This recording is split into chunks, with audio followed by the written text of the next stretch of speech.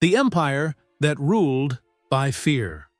In the 7th century BCE, there was no real balance of power in the ancient Near East. There was only distance and fear. At the heart of Mesopotamia, an empire had perfected something the ancient world rarely achieved. Not just conquest, but control. Not just war, but a system built to expand, punish, and endure. We know it today as the Neo-Assyrian Empire. For generations, it dominated the region with what many historians consider the most effective military machine of its time. Its armies moved quickly, struck decisively, and returned year after year. Cities surrendered before battles began. Kings sent tribute without resistance. Fear often arrived before soldiers did. But what made this empire powerful also made it fragile. The Neo-Assyrians did not rule through integration or shared identity. They ruled through discipline, punishment, and reputation. Violence was not random. It was strategic, carefully recorded, publicly displayed, designed to be remembered. Fear, for a time, worked. Rebellions were crushed. Populations were relocated. Entire communities were removed from their lands and resettled elsewhere within the empire. This broke local power networks and made organized resistance difficult. From an administrative perspective, it was efficient. From a human perspective, it created a vast population that obeyed, but did not belong. And that distinction matters more than it seems. Empires do not survive on obedience alone. They survive when people see their future tied to the system that rules them. In the Neo-Assyrian world, very few did. The empire functioned like a tightly stretched web. Provincial governors ruled not because they were trusted, but because disobedience brought swift consequences. This produced short-term stability and long-term isolation. When crises emerged, provincial leaders did not ask how to protect the empire. They asked how to protect themselves. Rebellion never truly disappeared. It was suppressed repeatedly, but never cured. Each uprising reminded the provinces that resistance, even when punished, was possible. An empire forced to constantly reconquer its own territories is already fighting itself. At the same time, the Neo-Assyrian state became dependent on constant expansion. War was not an occasional necessity. It was the engine of the system. Campaigns provided tribute, labor, prestige, and momentum. To stop expanding was to risk contraction. So the wars never ended.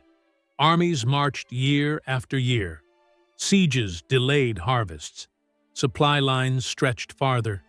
Victories expanded borders, and expanded borders created new enemies. The empire grew faster than its ability to stabilize what it already controlled. On maps, Assyria looked unstoppable. In reality, it was exhausting its own foundations. Even the center of power was not immune. Transitions of leadership were dangerous moments. Succession was rarely smooth. Court factions competed. Generals waited.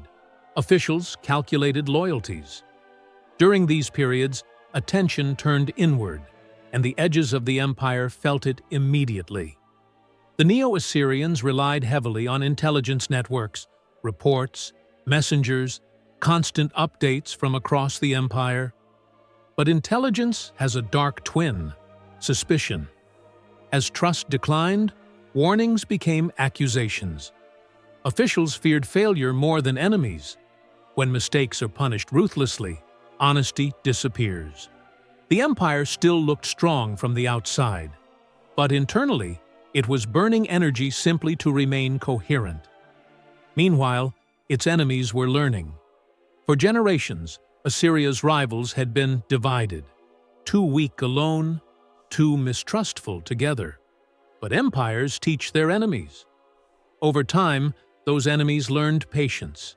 They learned coordination.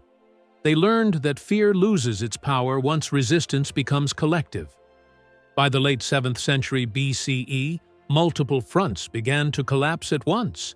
The empire found itself reacting instead of controlling. Campaigns overlapped. Resources thinned. The system that once moved with certainty began to stumble.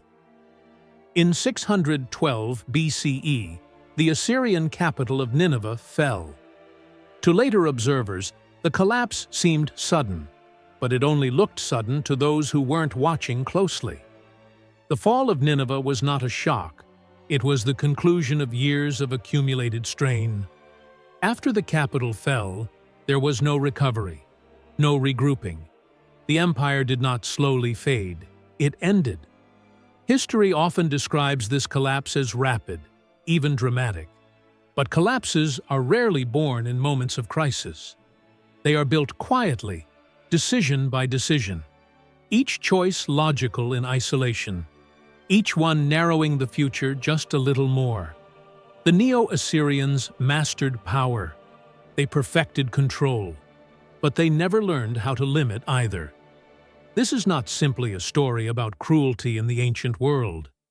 It is a story about systems that prioritize obedience over cohesion, about states that confuse fear with loyalty, about power